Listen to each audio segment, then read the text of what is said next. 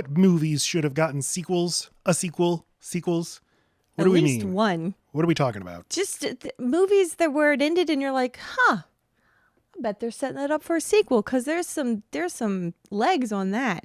Most of the time, I would say no sequel necessary. Exactly. I 100% agree. But there is some magic with certain buddy duos in comedy, in adventure or action or whatever, where I'm like, that dynamic's got to know. They not only did they arc here in this movie, but I feel an arc that could at least happen over 2 or 3, like Rush Hour, and we both thought of Lethal Weapon. Well, for me, there's two times where I think it's worth happening. One is it's a director and like a sandbox, and the actors too, where you're like, I just love to see more in this world. You're James Cameron with Avatar, John Wick. The other is, I was thinking it's got to be where the movie is more like network television, where it's like this movie's basically Law and Order or CSI, where it's like there's characters played by actors I like. These are not that deep of characters, but they have a job to do, and every movie can just be got another job to do. That's perfectly fine way for a sequel to happen. Thank you. But this movie that we are covering today, The Way Down. No. The Rundown. The Rundown. The Way Down is a traumatizing documentary. Don't watch it. It was the charisma or the chemistry between The Rock and Seann William Scott. Thank you, my love.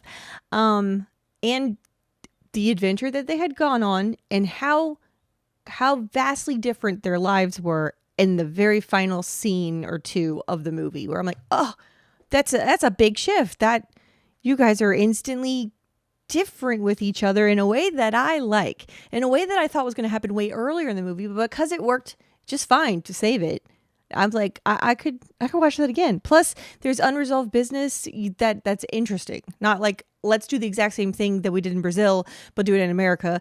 I mean, you could, but it's not. I don't know. Okay, yeah. So we disagree a little bit because I think the movie sets up. The movie even seems to think like we might get sequels out of this. Yeah. The movie just didn't do well enough for that to happen. Right. But in my head, you're like, okay, yeah, they set up their bounty hunting agency, and now you got to go over to Alaska, or now you got to go over to whatever part of the world, and the dynamic carries with it, and it's always fun. We very much disagree. I much more think of this as a John Wick situation, not the series, but the character. Except for we're witnessing this from the point of Beck, where he's getting out and he's happy. He very much did not seem to want to get into this life, but ended up there and does not want to be around guns, does not want to be hurting people. He begs people to take option B constantly. I want to see what Beck and Schmeck, what's the other guy's name? Travis. Are like.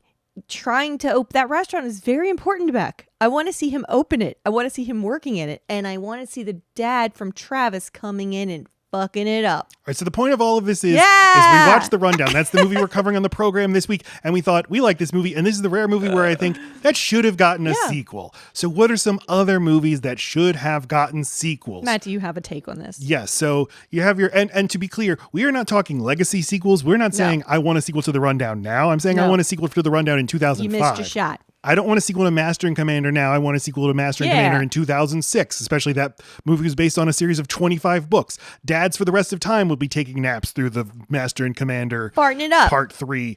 But I'm going to cheat a little bit because The Mummy 1999, starring Brendan Fraser and Rachel Weisz, had sequels. And I like The Mummy Returns. I'm the only one who likes it. But I think there's a different way they could and should have gone. Okay. Rick O'Connell and Evelyn O'Connell. I'm sorry. Wait, now you're just rewriting a sequel? Yes, that's right. You are cheating. That's right. So, cheating bastard. So, because the second movie is like we just do the first movie over again. No, don't do that. Don't you do that. And especially don't have the annoying little shit kid. You just go to different parts of the world, and oops, we accidentally resurrected the god from this part of the world. Why are they hidden everywhere like this? Oops, we went to Mesopotamia. We accidentally resurrected Moloch or Baal or whatever. We accidentally put everything up. We went to Greece. We brought back Hades. Oh no! We made it greasy. We went to Jerusalem. We resurrected Yahweh. He's pissed. Yikes! And then the finale is, we resurrected Satan. What are we going to do? Oh, no, maybe he's chill, like in fucking South Park. So then it is just a procedural. It's just we like these characters and they're good at what they do, and what they're good at doing is resurrecting gods and then fighting them. Unearth something and then get out of this sticky one. So we should have had 10 movies of those. So what's your answer? Romy and Michele's high school reunion. Uh-huh. Stay with me. And there is a sequel in the works, but again, I don't want a legacy sequel, so thank you for that useless information. I feel like the strong comedic energy of I think almost two equals in Romy and Michele. I think they have a nice, interesting friend arc in the first movie, and I think they end up somewhere very different from where they began, and you don't get to really investigate it. They do the perfunctory, oh, where are they now? Look, they're in their shop, and up there they're friends with cranky old smoker lady, Janine Garofalo. Mm-hmm. Yeah, okay, cool. But I think they change so much as people and stay themselves in very important ways as well.